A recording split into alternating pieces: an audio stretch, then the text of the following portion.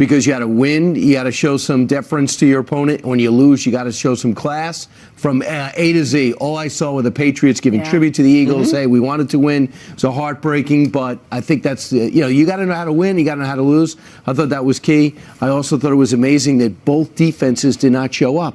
I have never seen a game mean so much and a defense do so little until that final play when they stripped Brady in the final 2 minutes. People were thinking it would be a game about defense, is what I heard. I don't know enough about football like you do, Brian, but it was an offensive game. Correct? All I know is apparently they ran out of players because at one point the quarterback had to go catch the ball. I know. Play that of the was night. stunning. So that was going on the field, but in Philadelphia, that is another story, and that is a Fox News alert. Chaos in Philadelphia overnight after the Eagles' big win. Police trying to keep out of control fans storming the city after their first ever Super Bowl win. Never understand it, still don't.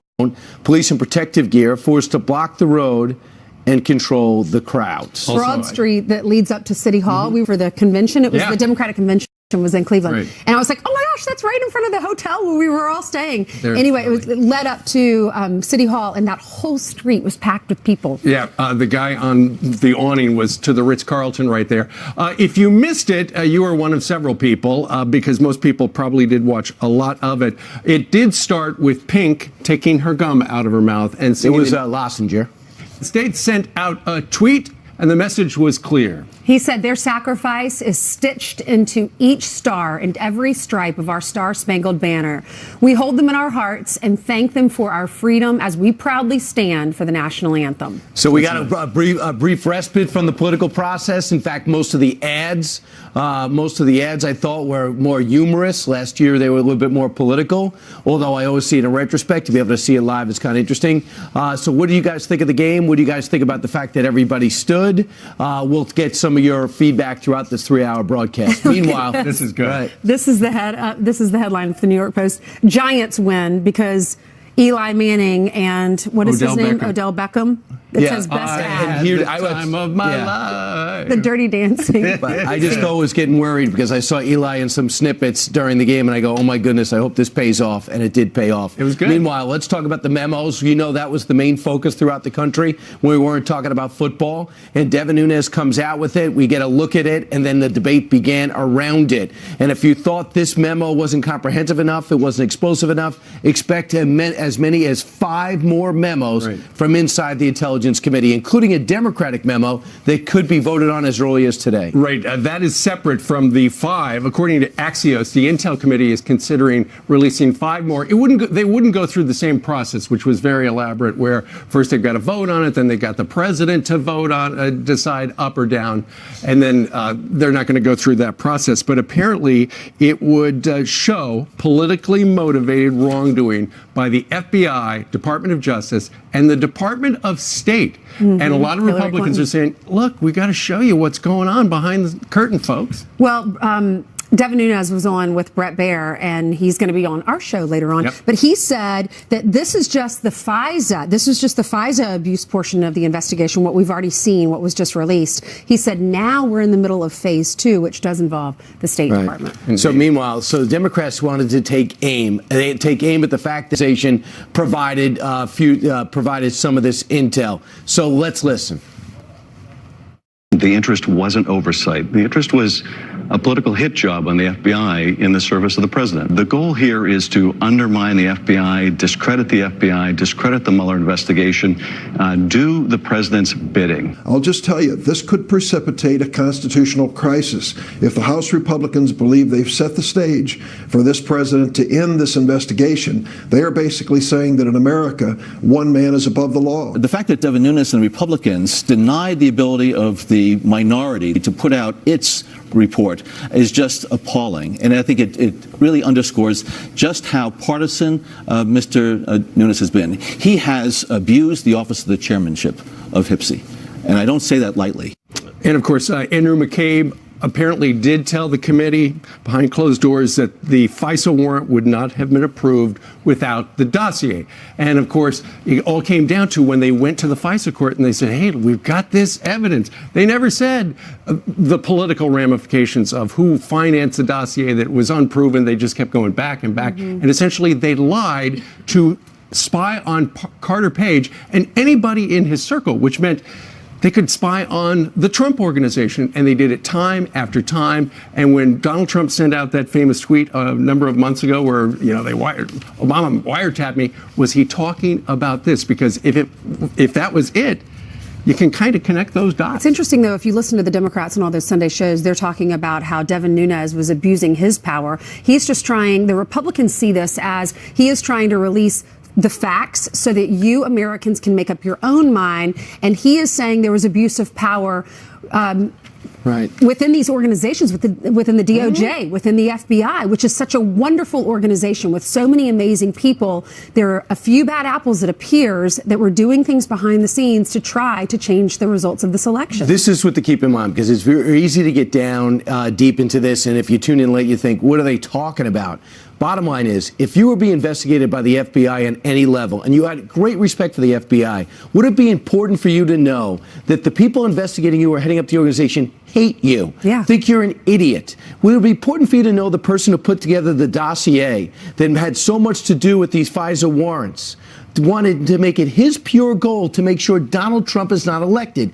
You could like the FBI, respect the FBI, and still be outraged that if they were coming after you, that they're coming after you. Right. Yep. Well, it's not political spin. It's not against the law for FBI agents to have political leanings, but then to do things in such a way to put the thumb on the scale, that's bad. You have to follow the law. Exactly. And I feel the same way if it was Hillary Clinton. Of Justice. If they're in black and white saying, I got to stop Hillary Clinton from being elected, and she gets elected, and you go back and you're investigating, and you say, wait a second, these people hated her. And by the way, they always say the FBI tilts towards conservative bent. So that might be a logical thing to look at. But I would feel the same way. I mean, you could have views, you're having a few beers with the guys on Friday night, but texting someone about an investigation and a secret plan, should he win, and Christopher Steele sitting down with left-wing organizations to get a story out to help sell his story because he doesn't like President Trump. It's a little bit more than outrageous. Listen to what Mike Huckabee has to say about all of this.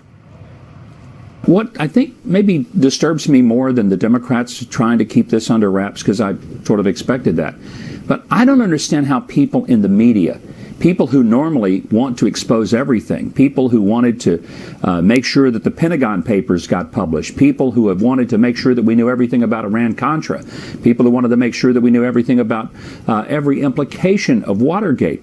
And now they suddenly say, nothing to see here, let's shut this down, we don't want to see that memo. I had one person respond to me on Twitter, a reporter, and said, oh yeah, we want to see it. Well, I'm not seeing that.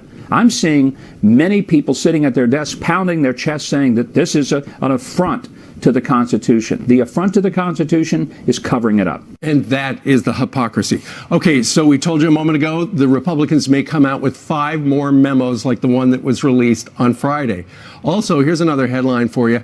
A lot of it is about that the dirty dossier, the discredited dossier. Apparently, there is a second dossier. It was compiled by somebody by the name of Cody Shearer, who is a reporter who worked for the Clintons. And the thing about this second dossier, apparently it was used by the FBI to support the first dirty dossier. Oh boy. Getting dirtier and dirtier. No kidding. Anyway, busy. It is 6:12 now here in New York City on this very busy Super Bowl post-game show. And straight ahead, President Trump heads to Ohio later today, and he's making a stop at one company that's giving bonuses thanks to that tax cut. The CEO of that company is going to join us next. Today, President Trump rallying in Ohio, touting the economy as gains in manufacturing drop. Ohio's unemployment rate has gone down to 4.7%, and more manufacturing jobs were created in the month of January. He'll also visit our next guest at the Schaeffer Corporation, one of hundreds of manufacturers giving workers bonuses under this new tax bill. So what do Buckeye State voters want to hear in his message? Joining us now to weigh in on this is the Schaeffer Corporation CEO, Jeff Norris. Jeff, thanks for joining us. Good morning. God bless you. God bless you, too. So on Saturday, you learned that the president was going to come to your company and speak. What was your reaction? Oh, I was overjoyed. Really, at first, I thought it was a call from a PAC organization looking for money. So I didn't take the first call, but after the second call, I received it, and we're just overjoyed, and I'm so happy for our employees at the Schaeffer Corporation. Well, what exactly do you do at the Schaeffer Corporation? Well, we manufacture hydraulic and pneumatic cylinders, mostly in the metal forming, marine industry, agriculture, also oil and gas and aerospace. That's wonderful. And I understand you've given all of your employees a $1,000 bonus, every single one of them. How'd you decide to do that? Well, we really calculated our tax savings that we were going to receive, and we figured it was going to be 8 to 10% on any of our profits. So they calculated a little over $100,000, so we paid a $1,000 bonus to each of our 126 employees. That is so great. What was the reaction of some of the folks when you were handing out those checks? Well, they were overjoyed, and we know some people have said that's crumbs, but for the Schaeffer people, we consider that fine dining.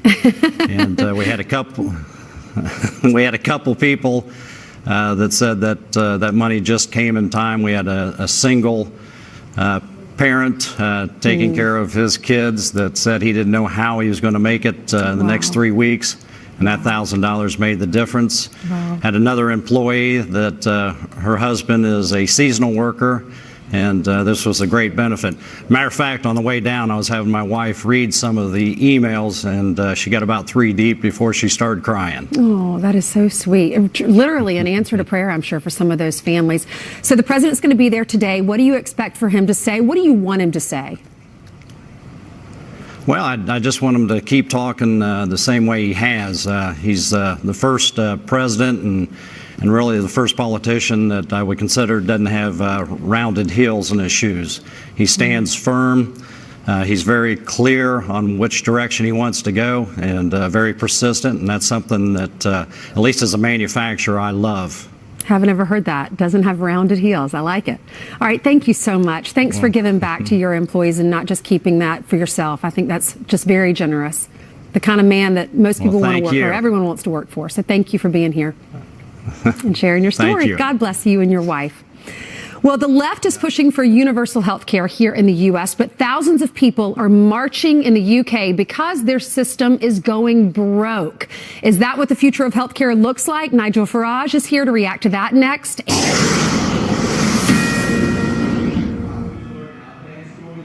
Philadelphia overnight after the Eagles won by holding on to a fourth quarter lead. Some of the crowds out of control, leaving a path of destruction throughout the city of brotherly love. Was there a lot of love on the street? Steve Keeley from our affiliate in Philadelphia on the ground. All right, Steve, have you been up all night? Yo, what are you doing to me here? You come over to me after that proper British Nigel guy, and now I talk with this Philly accent. I look low class now. Yes, I'm making fun of us because we were made fun of, like you guys all the time on that terrific show. Well, anyway, yes, I've been up all night, and I worked. We had this crazy thing called Wing Bowl, which is like a 20,000-man bachelor party, which is a big pep rally they have every year, and they started that because the Eagles never made the Super Bowl. So that started my weekend. Work Saturday, Sunday now. Not complaining, though, because I'm born and bred. By the way, I don't look too fair and balanced here, do I? No. I lived as a kid 7 minutes away from the Eagles' home stadium, and now I live right around the corner from their head coach, Doug Peterson. So am I allowed to be biased? Yes, I am allowed to be. I am ashamed of this stuff, though, my fellow Philadelphians, and it's probably a fraction of 0.1%, but they do this stupid stuff, and believe me, if I was here, I would have did all I could to prevent it. They break into the Macy's, and they steal everything that the mannequins are wearing because they have to do stupid stuff, and this is what gets noticed, of course. And now here across the street, right outside of City Hall, Philadelphia, all right, there is no traffic lights. They've all been knocked down and moved. Everywhere you see an orange cone, that's covering up the wiring. So 1, 2, 3, 4, 5, 6, a half a dozen, no traffic lights now. And we do have people, surprisingly, going to work, as you see. And some people are smart enough to at least stop at a crosswalk. We've got pedestrians now walking around the broken glass. So it's very not so safe today, the day after, and we have a big parade tomorrow. Here's one of our grease poles. That's why this one wasn't down, so I'll do another demo for you guys. This has the Crisco on it still, so they didn't climb up this to get that poster. And I hate to repeat a joke, but since this is my last hit with you guys, just for today, this is how you're going to spell the show if you can change the Chiron back there. By the way, this is my high-tech work. This is how Fox and Friends are going to be spelled in honor of Philadelphia winning our first Super Bowl. Well, Steve, lots of people are wearing green for your city this morning. We're really happy for the underdog to win. That's a great story for you and for Jillian. Jillian, who works here too, she was so excited. Took the day off so she could watch the game and recover. And Steve, on behalf of you, I hope you're greasing poles for a long time to come. All right. Thank you, Brian. I appreciate that. And thank you for the congratulations. We in Philadelphia appreciate it from you guys. You deserve it. Great team, great comeback. You went out and earned it. Meanwhile, Steve is back with the news. I am. Thank you very much. Meanwhile, while there were big crowds in Philly last night, thousands took to the streets of London over the weekend to demand the government come up with more money for Britain's overburdened National Health Service, the same universal system that Democrats have continued to push for here in the United States. So what does this mean for the future of UK healthcare, and what might it look like here in the United States? Here to weigh in is former UK Independence Party leader and Fox News contributor, Nigel Farage. Nigel, good morning to you. Good morning. Okay, so what is the problem over there? If your National Health Service is funded by taxes, and I would imagine people are paying their taxes, why are they running out of money? Well, the big problem we've got is a population crisis caused by government policy on immigration. So we, with a population of 65 million, are now increasing by 500,000 people every single year. Over 3/4 of that directly attributable to immigration over the last few years. And the problem is, we just haven't got enough hospitals. We haven't got enough doctors. We haven't got enough facilities. That's one problem we've got. Another big problem we've got is that the National Health Service has kind of moved into becoming the International Health Service. And we're providing a lot of health care for people coming into Britain from all over the world. So we do need some absolutely fundamental reforms. This system that we had was set up in 1948, and actually, surprisingly, for a state-run thing, for most of the first, certainly 50 years, the public had great faith in it. Right now, it's pretty much at breaking point. So it's interesting that you were talking about how the migration of hundreds of thousands of people into your country from other places throughout Europe, that's one of the contributing factors. Are people scratching their heads saying, we didn't see this coming. If we invited all these people in, we thought we might have some problems, but we never thought we would not be able to get our gallstones removed because there's such a big line here.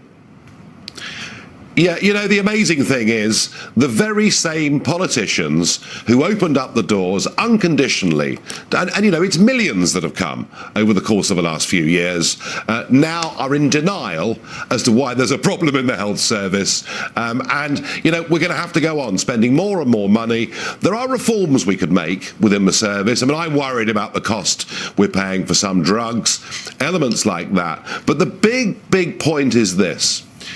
When the state gives benefits to people, getting any attempt in the future to reform it or take those benefits back becomes politically impossible. And that's the big debate, I think, that you need to have in America. If you were to introduce universal health care paid for centrally out of taxes, you would never, ever be able to remove it. Two of the other things I would imagine would be the fact that there are a lot of people who are asking for operations and they simply can't schedule them because there's so many more people in the system. And the other thing is, thanks to the miracles of modern medical services, people are living longer. Well, of course, that's right. People are living longer. And also, the sheer number of operations that are now available to people for conditions that were untreatable when the NHS was set up 70 years ago. So there are issues with that. I mean, I think over time, I think what you may well see are the richer elements of society, more of them opting out for private healthcare because the waiting times have become that long. But let's be in no doubt, we've got a big problem, really big problem now with our NHS. A sign of the times. All right. And Nigel Farage, thank you very much for joining us from London, where it is 11:30 in the morning. Thank you, sir. All right. And meanwhile, straight ahead, former CIA Director John Brennan trashing House Intel Chair Devin Nunes over the release of that memo on Friday. I think it really underscores just how partisan Mr. Nunes has been. He has abused the office of the chairmanship. Really? Dan Bongino says Brennan is panicking. He's going to join us to explain why, coming up next. The fact that Devin Nunes and Republicans denied the ability of the minority, the Democratic members of that committee, to put out its report is just appalling. And I think it really underscores just how partisan Mr. Nunes has been. He has abused the office of the chairmanship of HPSCI. And I don't say that lightly. John Brennan making his debut as an NBC contributor, sounding very much like a political pundit, not the former CIA director. But that's just my opinion. Let's bring in Dan Bongino, former NYPD officer, former Secret Service agent, and host of the Dan Bongino podcast and show. Dan, first off, your take on his assessment of the memo. This is the first time we've spoken since this came out. Yeah, the nerve of this guy, Brian, John Brennan, talking about abuse of power. Let's be absolutely clear what happened here. The Obama administration spied on the Trump team while he was running for president against Obama's chosen candidate. And this guy's on TV talking about abuse of power. Listen to me, they're panicking because every explanation they've tried to give about why the Obama team was spying on the Trump team has absolutely collapsed and fallen apart. And by the way, he's also lying about that. They did not block the release of the Democrat memo. They simply said it has to go through the same avenue as the Republican memo, which the Democrats don't want, because that's what they do. They lie, and they lie well. What is the status of that? Because everyone would like to see that. They have a chance to refute what the Republicans are saying. Well, the Republican memo, the process was this. They wanted every member of the House that wanted to read it to be able to read it first, and the FBI in case they had any objections. Well, the Democrats don't want that with their memo. They want to release it to the press right away and do their own thing. So it's the Democrats who blocked the release of their own memo, not the Republicans. But they lie. That's all they do is lie. It's pathetic what's going on. It's sad to watch. Well, it does sound as if the Republicans are going to bring up the topic today, and they're probably going to have a vote in committee whether or not to release the Democratic portion of it, the rebuttal, the 10-pager. Meanwhile, listen to this, Dan. Here's Adam Schiff, the California congressman. He, despite what we have heard from the memo on Friday, he says the FISA court actually knew that the dossier was funded by the Democrats, which is extraordinary. Nonetheless, here he says it. You're saying the court was told that the dossier was funded by a political actor? Yes, that there was a political actor behind it. And this is, again, part of the misleading character of this document. And George, I want to, comment on this claim by my Republican colleagues that this is oversight. They're just doing this as a matter of oversight in asking these questions about why wasn't this included. So there he is saying that they knew there was a political actor in it, which is extraordinary because you would think they would not be granted the FISA warrant if they knew there were politics involved. But there was a footnote as was referring to.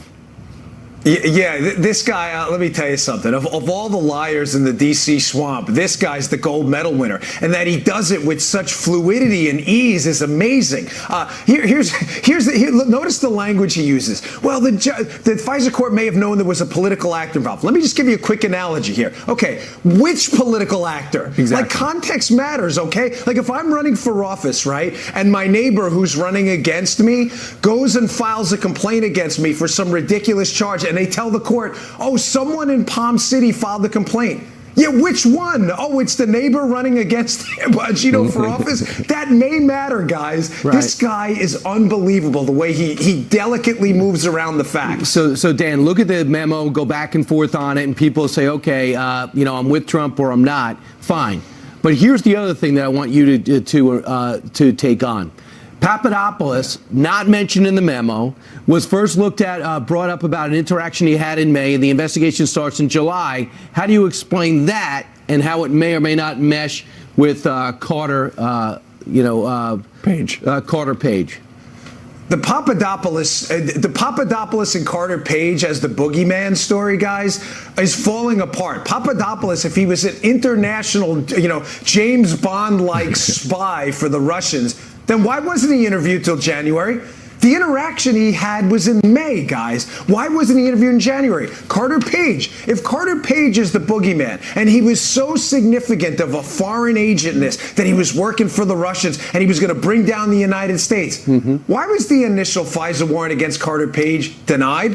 Why wasn't Carter Page's FISA warrant approved until after he left the Trump campaign? Why? And one more thing, guys. If Carter Page is an international boogeyman responsible for the most significant counterintelligence investigation against a political figure, Donald Trump, in U.S. history, why is Carter Page still free? Why is he on cable news with no lawyer? Does this make any sense to you? Do you think the question this weekend, I was down in South Carolina and I kept hearing, and I was on the airplane, people behind me talking about this. Do you think someone's going to go to prison?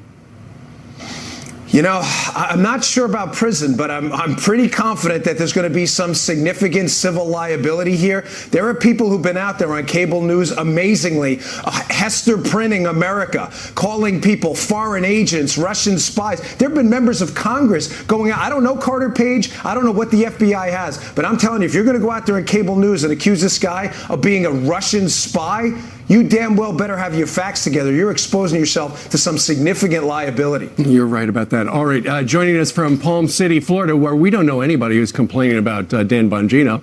Dan, thank you very much. To his face. You got it. They're smarter than that. Hester Prynne, I haven't heard that since 9th grade. I know. Scarlet Letter. All right. Thanks so much. Great to see you, Dan. All right, time now for some headlines. A man is facing murder charges accused of gunning down a fire captain. Arizona police say that Hezron Parks hit a golf cart carrying 34-year-old Kyle Brayer, then shot him in the head and then took off. He later turned himself in. Brayer, a 10-year veteran with the Tempe Fire Medical Rescue Department, was a U.S. Marine Corps veteran who served in Iraq, the fire chief remembering him as an exceptional young man. The Chicago Police Department calling in the feds after a shocking rise in violent carjackings. We're not playing around. You know, they want to continue to go out there and take an easy path to taking someone's vehicle, and we're going to take that path to punish them to the fullest extent of the law. Today, Chicago police will hold their first task force meeting with the ATF, state police, and federal prosecutors. It comes after nearly 1,000 carjackings in the city last year, the highest number in a decade. In the past, police have teamed up with the FBI to try and solve the problem. And Donald Trump Jr. slamming a school for canceling a father-daughter dance over a new gender policy. The New York City school citing a Department of Education mandate to eliminate gender-based activities. An official saying the dance could leave people out or make them uncomfortable. The president's son tweeting, quote, "If this doesn't convince you that the PC SJW movement has lost their minds, I don't know what will. This nonsense really needs to stop." Eagles fans celebrating their big Super Bowl win late into the night and early this morning. Some of them could be joining the millions skipping work today, according to a new study.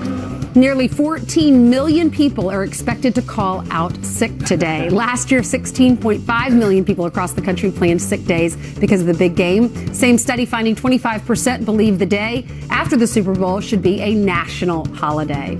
And those are your headlines. There are 1.5 million people in Philadelphia. I would imagine 1.5 million will call in sick today. Probably so. Philadelphia is shut down. No kidding. They got reason to be happy.